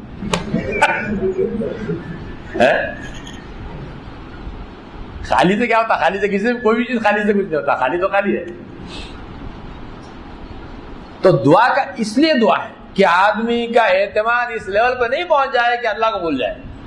ہوتا ہے، آپ عام دیکھیں دنیا کے اندر کئی جگہ ہوتا ہے، اللہ رحم کرے آپ پہ، ہم پہ اور آپ کو اور ہم کو اللہ تعالیٰ محفوظ رکھے اس سے۔ علماء کے اندر بھی یہ چیز ہے کہ ان کے رویے سے، ان کے بول باؤ سے، کچھ لوگوں میں آپ دیکھیں تو آپ سمجھتا ہے کہ میرے سے ہی چل رہی دنیا، نہیں، بہت غلط چیز ہے۔ آپ بالکل حقیقتاً دل کی حال تو اللہ ہی جانتے ہیں، زبان سے نہیں بھی بولو، دل کا حال اللہ جانتے ہیں کہ اللہ کے سامنے بالکل آدمی ایک دم سمجھے کہ ننگا ہوئے کھڑا ہو جائے کہ اللہ تیرے سامنے تو کچھ بھی نہیں، تو سب جانتا ہے، تو سب جانتا ہے۔ ذرے ریگ کو دیا طلوع آفتاب، اقبال کا شعر کا مصرع ہے، ذرے ریگ کو دیا طلوع آفتاب۔ کیسے کہ آپ سمندر کی بیچ پہ آپ چل رہے ہیں، ریتی ہے اور سورج کی کرن پڑتی ہے، اس ریتی کو، ذرہ تو ریتی کا ہے مگر اس ذرے کے ریتی کے ذرے کے اندر جو چھوٹا سا چمکیلی چیز، اس کے اندر جو مادہ ہوتا ہے، وہ سورج کی کرن پڑنے سے آپ کو لگتا ہے ارے یہ تو ہیرا لگ رہا ہے، یہاں کچھ کسی کا ہیرا گر گیا ہے یا پتہ نہیں کہاں ہیرا آ گیا سمندر کے اندر سے، آپ وہاں جا کے ہیرے کی تلاش کر رہے، لگتا ہے وہ تو ریتی کا دانہ ہے، باقی ریتی کے دانوں کی جیسا، مگر سورج کی کرن کی جیسے۔ تو اللہ نے اگر آپ کو اللہ تعالیٰ یقیناً طلوع آفتاب پہنچائے، آپ کو اللہ بہت چمکا ہے انشاءاللہ، مگر جب آپ چمکو تو یاد رکھو یہ تو اللہ کا نور ہے جو چمک رہا ہے، ورنہ ہم تو ریتی ہے، ہماری اصلیت تو مٹی ہے، ہماری اصلیت تو مٹی ہے، کچھ نہیں ہے۔ ہمارے شیخ تھے یہیں آپ کے بغل میں، ان کا مقبرہ ہے، اللہ تعالیٰ کو ان کی قبر کو نور سے منور فرمائے اور ان کی بخشش فرمائے۔ بڑے عجیب بات کرتے تھے، کہتے تھے کہ بانسری بن جاؤ۔ تو بانسری کیا؟ بانسری آپ نے دیکھی ہوگی نا، بانسری نہیں دیکھے تو دیکھ لیجئے، میں نہیں کہہ رہا بجائیے، دیکھیے، دیکھنے میں کوئی خرابی نہیں ہے۔ تو بانسری کے اندر کیا ہوتا ہے؟ کچھ ہوتا ہے؟ کچھ نہیں ہوتا۔ بانسری صرف ٹیوب ہے، اس ٹیوب میں کچھ سوراخ ہوتے ہیں۔ تو بانسری سے آواز کیسے نکلتی ہے؟ فی نفسی، خود سے نکل سکتی ہے۔ بانسری کی آواز کون نکالتا ہے؟ بانسری بجانے والا۔ کیسے نکالتا ہے؟ پھونکتا ہے اور اپنی انگلی کو رکھتا ہے، جہاں سے انگلی رکھا تو وہاں سے اس حساب کی آواز نکلتی ہے۔ تو حضرت کہتے تھے کہ اللہ کے ہاتھ میں بانسری بن جا، میرا کچھ نہیں، میرا کچھ نہیں، تیری بات تو سنا، کیا بولنا ہے میں نہیں جانتا، میں تو جاہل مطلب، جو بات کروانا تو کروا۔ اللہ سے رجوع ہو کے کھڑا ہو جائے آدمی کہ اللہ میں تو کچھ نہیں، بانسری ہے، کچھ نہیں، خالی ہے۔ کہا کہ اگر خالی بانسری کے بیچ میں کچھ لایا تو آواز خراب ہو جائے گی، اور زیادہ کچھ لایا تو بانسری بجانے والا پھینک دے گا اس کو، اڑا کے تو بیکار ہو گئی، پھینکو اس کو دوسری طرف۔ تو انانیت جب آتی ہے اندر کہ میں بھی کچھ ہوں، تو پھر آدمی برباد ہوتا ہے، وہ اس کا نام تھا. تو اس لیے اللہ نے کیا کہا؟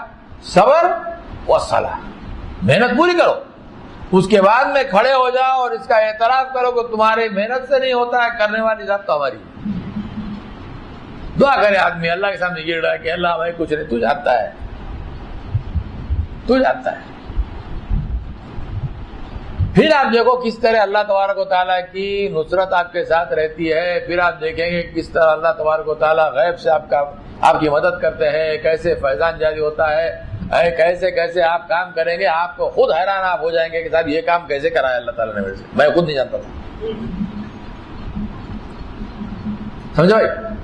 تو اللہ تبارک و تعالیٰ جل جلالہ امان والوں سے دعا ہے کہ آپ لوگوں کو اللہ چمکائے، آپ لوگوں کو اللہ استعمال کرے، آپ لوگوں سے کام لے، اور آپ کو اللہ تبارک و تعالیٰ ایک ایک کو آپ کو اسلام کا سپہ سالار بنائے، اسلام کا علم بردار بنائے، اور آپ سے اسلام کو تقویت پہنچے، اور اس تقویت کی وجہ سے اللہ تبارک و تعالیٰ آپ کی مغفرت فرمائے، اور قیامت کے دن اللہ تبارک و تعالیٰ اپنے عرش کے نیچے آپ کو سایہ عنایت فرمائے، حضور اکرم صلی اللہ علیہ وسلم اور آپ کے صحابہ کی رفاقت عنایت فرمائے، آپ کا صحبت عنایت فرمائے، اور حضور اکرم صلی اللہ علیہ وسلم کے دست مبارک سے آپ کو حوض کوثر کا پانی عنایت فرمائے، اور حضور اکرم صلی اللہ علیہ وسلم کے پیچھے پیچھے پلسرات پہ بجلی کی طرح گزار کی جنت الفردوس بغیر حساب کے آپ کو داخلہ عنایت فرمائے، اور یہ آپ کی ساری دعائیں اللہ قبول فرمائے، اور آپ کو ان میں سے بنائے جن کی دعا کے اندر جس کو جو مستجب دعوت ہو، کہ آپ کی دعا کو اللہ کبھی رد نہیں کرے، کہ آپ کے ہاتھ اٹھے تو اللہ تبارک و تعالیٰ ہاتھ آپ کے نیچے آنے سے پہلے آپ کی دعا کو اللہ قبول فرمائے،